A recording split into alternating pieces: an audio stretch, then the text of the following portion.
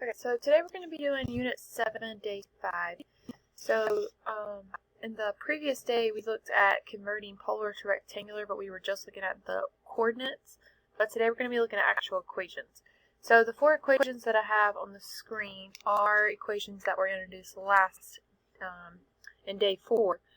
We are going to be using those equations, but we may be using a different form of those equations, so I want to make sure that you have those so you know where I'm pulling from. So, for example, this top equation here, x squared plus y squared equals r squared, we may use this where it's solved for r. So if we were to solve this for r, we would just take the square root. So this is the same thing as saying r is equal to the square root of x squared plus y squared. So we may use that formula.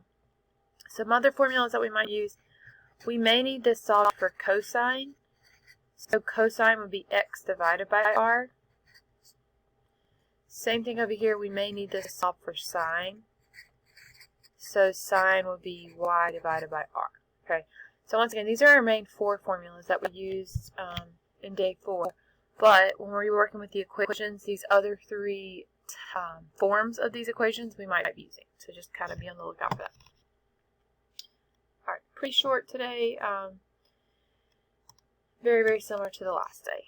Okay, so for the first part, we're going to start in polar. So guys, remember, polar has r and theta. We're going to change to rectangular, and rectangular has x's and y's. So for the first one, we have r equals -2. We want to change this, so we're looking to change this for x's and y's. Okay, so because we are given an r, and that's all we're given, we're not given a theta this time. If you take a look at your options for your equations here, if you look at this equation that has r and x squared and y squared, that has the x and y that we need and doesn't involve a theta like the rest of these involve theta. So we're going to use x squared plus y squared equals r squared.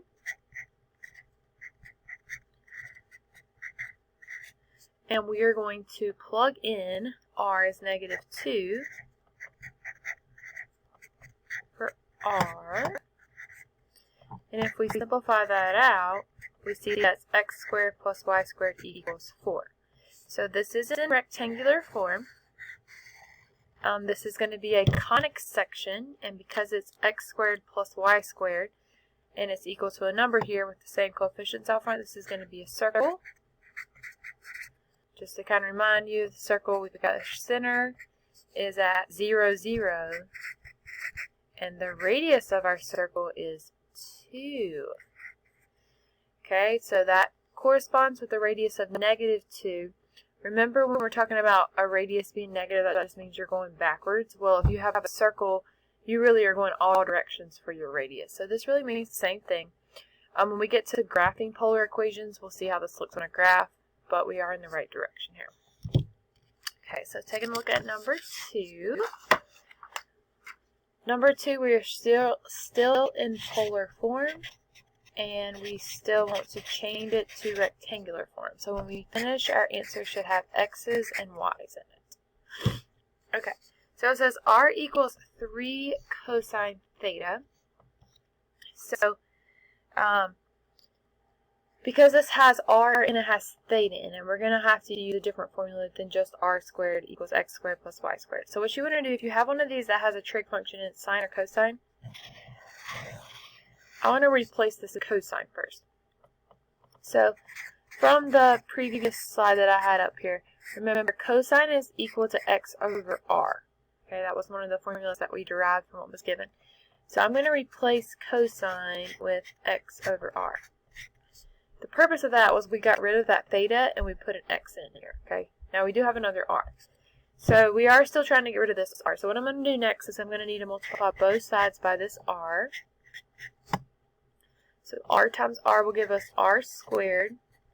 These r's will cancel and we'll just have 3x. So right now, the right-hand side of our equation is in rectangular form, but the left-hand side still has that r, so it's still in the polar form. So we need to replace. Well, okay, we want to keep the 3x, but we want to get rid of r squared. Well, we know that r squared is x squared plus y squared. So I'm going to replace r squared with x squared plus y squared equal to 3x. So this is technically now in rectangular form. I have all x's, all y's, no r's, no thetas. But I'm going to put it in our standard form so we can see what type of conic section it is. So if I wanted to put this in standard form, we would need to move everything on the same side. I'm going to organize my x's, organize my y's. And if you remember, we would need to complete the square. So I'm going to do x squared minus 3x plus a blank. Plus, there's nothing with y squared, so we don't need a blank there. Equal to 0, and I need to put a plus blank on this side. So remember, when you're completing the square, b over 2 squared is what goes on the blank. B here is negative 3. And you got to make sure you put it on both blanks. Okay, so for my x's, if I make my perfect square, remember the perfect square is always in this form. The shortcut here, instead of having to factor, if you just take the inside part, the b over 2, that will tell you what goes inside of your factor. So x minus 3 halves plus, we didn't do anything to the y, so y squared, equals 0, doesn't matter. Negative 3 squared will be 9, 2 squared will be 4. So now we can tell this is in our standard form. We know because there's nothing with the x's and y's, this is a circle. We can tell the center of the circle. The center of the circle would be the positive 3 halves and 0. Radius of our circle would be square root of 9/4 or 3 over 2. So it would look like that. Okay. So just to recap, if you start out with a problem, we'll see another one like this in a little bit, with a trig function here, especially if it's sine or cosine, you want to replace it with x over r for cosine or y over r for sine. And then from there, it should leave you with an r squared so that you can use your r squared formula, x squared plus y squared, to replace it. Alright, so taking a look at number 3. So 3 is still in polar form. It just gives you that theta is 5 pi over 6. And we want to change it to rectangular form, so we should end up with x's and y's. So, because we are just given theta, let me go back to this. If you notice, this has just r when it relates to the polar part. These have r and theta, but tangent is the only one that just has theta. So this is similar to example 1 where we just had an r. This time we just have a theta. So we want to use tangent theta equals y over x for our formula. So what we're going to do is we're going to plug in for theta. Theta is 5 pi over 6, and we know that's equal to y over x. Okay?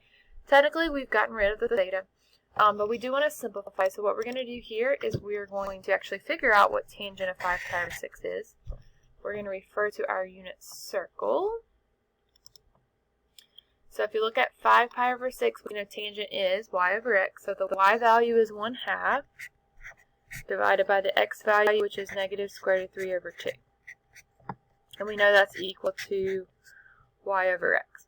So you have a couple options here. If you want to simplify, you can, or if you want to just go and cross multiply, we can do that. So we know that 1/2 x is equal to negative square root of 3 over 2 times y. So from here, that answer is perfectly fine, but if you wanted to get rid of these fractions, we can multiply both sides by 2. So x could be equal to negative square root of 3 over y. So this answer is perfectly fine. If you wanted to solve it for y, you could do that. This answer is perfectly fine. So technically, all 3 of these answers are fine because they are now in what we call rectangular form. They have x's and y's. And because none of the variables are squared here, we know that this would just be a line if we were to graph that. Okay? So a few more going from polar to rectangular. So number 4, we have r equals 4 secant theta. So because this has r's and it has theta, if you look back at your formulas, this one just has r, this one just has theta. So we're not going to use one of these. We need to use one of the bottom formulas that has r and theta. Now, if you remember, secant goes with cosine. So there's a couple different ways you can do this. The way that I like to do this a lot of times is I know that cosine theta is x over r. So that means if I want to replace secant theta, secant and cosine are reciprocals, so I could just flip this. So secant has to be r over x. So r equals 4. Secant I'm going to replace with r over x. Okay, so what I'm going to need to do here is I'm going to get rid of that x in the denominator. So I'm going to multiply both sides by x. So I'm going to have rx equals 4r. And then, because I have a r on both sides now, I could just divide both sides by r, which will cancel out the r's. So x is going to be equal to 4. Okay, x is equal to 4 just means if you were to graph this, here's x equals 4, and if you were to graph, so this would just mean we have a line, and it would be specifically a vertical line, but we would just have a line there. Okay, I think I'll save 5 for the next video.